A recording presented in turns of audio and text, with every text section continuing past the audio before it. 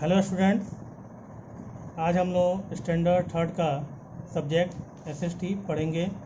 Chapter 4 point है states of India, यानी कि भारत के राज्य।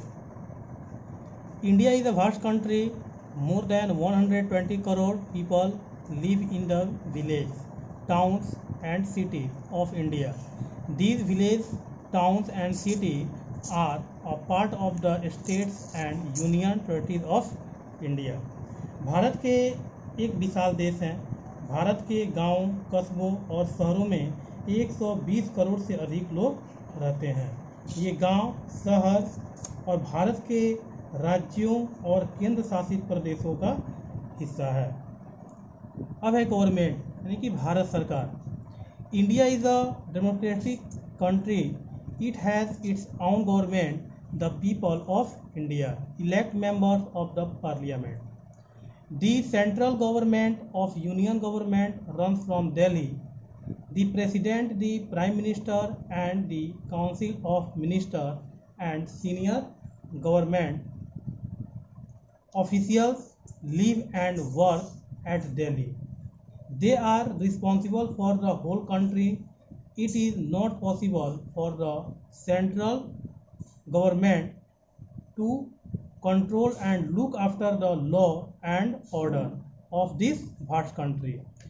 That is why India has been divided into 29 states and 7 union territories. तो हमने आपको बताया गवर्नमेंट यानी कि भारत सरकार।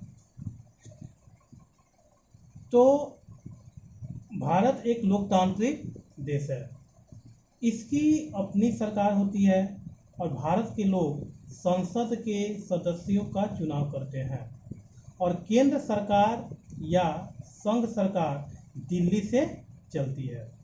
राष्ट्रपति, प्रधानमंत्री और मंत्रिपरिषद और वरिष्ठ सरकारी अधिकारी दिल्ली में ही रहते हैं और काम करते हैं। वे पूरे देश के लिए जिम्मेदार हैं, क्योंकि केंद्र सरकार के लिए इस विशाल देश की कानून व्यवस्था के लिए वे पूरे देश के लिए जिम्मेदार हैं, क्योंकि केंद्र सरकार के लिए इस विशाल देश की कानून व्यवस्था को नियंत्रित करना और देखभाल और देखना संभव नहीं है। यही कारण है कि भारत सरकार को 29 राज्यों और 7 केंद्र शासित प्रदेशों में विभाजित किया गया है। अब है state have their own government called the state government. The government, the chief ministers and ministers carry out the work of the state government. They look after the safety and welfare of the states. यानी कि राज्यों की अपनी सरकार होती है, ठीक है, जिसे राज्य सरकार कहा जाता है। यानी कि राज्यपाल, मुख्यमंत्री और मंत्री राज्य सरकार का काम करते हैं। वे राज्यों की सुरक्षा और कल्याण की देखभाल करते हैं। यानी कि the union territories do not have government of chief minister. They lieutenant governors are appointed by the central government to look after the work of the union territory. यानी कि केंद्र शासित प्रदेशों में राज्यपाल या मुख्यमंत्री नहीं है। केंद्र शासित प्रदेश के काम को देखने के लिए केंद्र सरकार द्वारा उपराज्यपाल नियुक्त किए जाते हैं। अब है state and union territories. State and union territories are the political division of India. There are 29 states and 7 union territories in India, including the national capital territories of Delhi. The New Delhi is the capital of India. States are the large political division of India. Each state has a large city as its capital city. यानी कि कह रहा है कि जो हम लोग का यूनियन और स्टेट एंड यूनियन टेरिटरीज है, स्टेट है, और भारत सरकार के राजनीतिक विभाग है।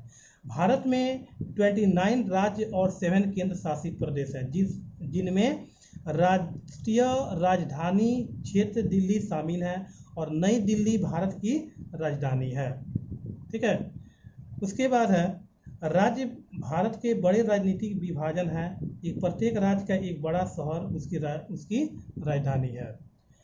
इसके बाद union territories are the small political division of India. Some union territories are large city. The large state in India area wise in Rajasthan, while Goa is the smallest state.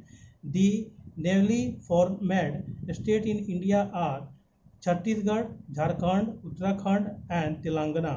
Among the union territories, Andaman and Nicobar Island in the largest and Lakshadweep is the smallest. यानी कि भारत केंद्र शासित प्रदेश भारत के छोटे राजनीतिक विभाजन है। कुछ केंद्र शासित प्रदेश बड़े शहर हैं और भारत का सबसे बड़ा राज्य यानी कि क्षेत्रवार में यानी कि स्टेट वाइज राजस्थान है, जबकि गोवा सबसे छोटा राज्य है। और भारत में 9 गठित राज्य जैसे छत्तीसगढ़, झारखंड, उत्तराखंड और तेलंगाना है। और केंद्र शासित प्रदेशों में अंडमान और निकोबार द्वीप समूह और सबसे बड़ा है और लक्षद्वीप सबसे छोटा है। अब है 6 पॉलिटिकल जोन ऑफ इंडिया, यानी कि India can be divided into 6 zones: east India, west India, north India, south India, north east India and central India. Let us understand the 29 states and 7 union territories in these 6 zone. North India has 6 states and 2 union territories.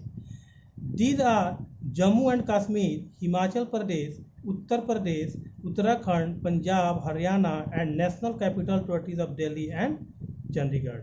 यानी कि भारत के 6 political zone को 6 zone में बांटा जा सकता है, जैसे पूर्वी भारत, पश्चिमी भारत, उत्तर भारत, दक्षिण भारत, उत्तर पूर्वी भारत और मध्य भारत। अब हम लोग आइए हम इन 6 क्षेत्रों में 29 राज्यों और 7 केंद्र शासित प्रदेशों को समझते हैं। यानी कि उत्तर भारत में 6 राज्य और 2 केंद्र शासित प्रदेश हैं। ये हैं जैसे कि जम्मू और कश्मीर, उत्तर प्रदेश, जैसे उत्तर प्रदेश, उत्तराखंड, पंजाब, हरियाणा और राष्ट्रीय राजधानी क्षेत्र दिल्ली और चंडीगढ़ है। अब है Chandigarh is union territories is in North India. It is also the capital of the state of Punjab and Haryana. The cities of North India, New Delhi, Kanpur, Jaipur, Lucknow and Ludhiana are heavily populated. Delhi is the capital of the Union Territories, National Capital Territories of the Delhi. यानी कि केंद्र शासित प्रदेश जैसे चंडीगढ़ उत्तर भारत में है ये, यह पंजाब और हरियाणा राज्यों की राजधानी भी है। और उत्तर भारत के शहर जैसे नई दिल्ली, कानपुर, जयपुर, लखनऊ, पुणे, लुधियाना, अहमदाबाद जैसे भारी है कि जैसे दिल्ली केंद्र शासित प्रदेश की राजधानी है, जैसे राष्ट्रीय राजधानी क्षेत्र क्या है, दिल्ली है। अब है दी state West India are Gujarat, Goa, Maharashtra and Rajasthan. The union territories of Daman and Diu and Dadra and Nagar Haveli are also in western part of India. Mumbai is the capital of Maharashtra. यानी कि पश्चिमी भारत के राज्य गुजरात, गोवा, महाराष्ट्र और राजस्थान है। जैसे दमन और दीव और दादरा और नगर हवेली के केंद्र शासित प्रदेश भी भारत के पश्चिमी भाग में है, जैसे मुंबई महाराष्ट्र की क्या है, राजधानी है। उसके बाद है साउथ इंडिया। तो south India has the state of Tamil Nadu, Karnataka, Kerala, Andhra Pradesh, Telangana and the union territories of Pondicherry, Andaman and Nicobar and Lakshadweep. Bengaluru, the capital of Karnataka, is known as the Silicon Valley of India because it deals with information technology. यानी कि IT का stand up form होता है information technology, ठीक है। यानी कि जैसे कि दक्षिण भारत में तमिलनाडु, कर्नाटक, केरल, आंध्र प्रदेश, तेलंगाना और पांडिचेरी अंडमान और निकोबार और लक्षद्वीप के केंद्र शासित प्रदेश हैं। और कर्नाटक की राजधानी बेंगलुरु को भारत की सिलिकॉन वैली के रूप में जाना जाता है, क्योंकि यह सूचना प्रौद्योगिकी से क्या है, संबंधित है।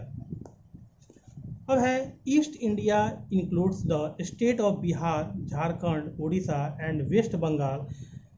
Bengali is the main language in the state of West Bengal. Hindi and Oriya are the main language in the state of Jharkhand and Orissa. यानी कि पूर्वी भारत में बिहार, झारखंड, उड़ीसा और पश्चिम बंगाल राज्य शामिल है। यानी कि पश्चिम बंगाल राज्य में बंगाल यानी कि उसकी भाषा क्या है, बंगाली उसकी मुख्य भाषा है, और हिंदी और उड़िया झारखंड और उड़ीसा राज्यों में मुख्य भाषाएं हैं। अब है north east India includes the 7 sister states of Arunachal Pradesh, Assam, Meghalaya, Tripura, Mizoram, Manipur and Nagaland. Sikkim is also a part of north east India.